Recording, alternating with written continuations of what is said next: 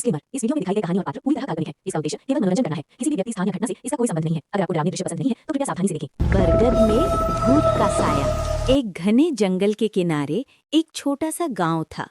उस गांव के पास एक पुराना बरगद का पेड़ था, जिसके बारे में लोग कहते थे कि वहां एक चुड़ैल रहती है।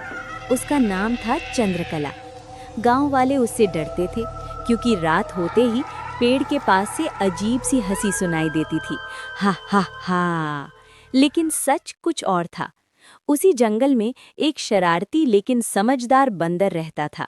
उसका नाम था मोंटू। मोंटू बहुत फुर्तीला था और हर बात जानने की जिज्ञासा रखता था। एक रात उसने सोचा, देखता हूँ आखिर ये चुड़ैल है कैसी। रात के अंधेरे में मोंटू धीरे धीरे बरगद के पेड़ पर चढ़ गया।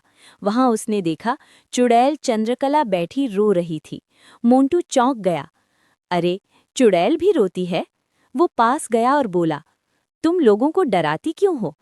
चंद्रकला ने आंसू पोंछते हुए कहा, मैं किसी को डराना नहीं चाहती, लोग खुद ही मुझसे डर जाते हैं। मैं तो बस अकेली हूँ। असल में चंद्रकला पहले एक साधारण औरत थी, जिसे लोगों ने गलत फहमी में जंगल में छोड़ दिया था। समय के साथ वो सबकी नज़रों में चुड़ैल बन गई। मोंटू ने सोचा और बोला, अगर तुम डरावनी हंसी छोड़कर अच्छी बातें करोगी तो लोग शायद तुमसे दोस्ती कर लें। चंद्रकला को बात समझ में आई। अगले दिन उसने पेड़ के पास गिरे आम और फल इकट्ठा किए और गांव के बाहर रख दिए। सुबह जब गांव वालों ने इतने सारे ताजे फल देखे तो वे हैरान रह गए। धीरे धीरे उन्हें समझ आया कि जंगल वाली चुड़ैल नुकसान नहीं, मदद कर रही है। कुछ दिनों बाद गांव के बच्चे भी बरगद के पास खेलने आने लगे। चंद्रकला दूर से मुस्कुराती और मोंटू उनके साथ उछल कूद करता।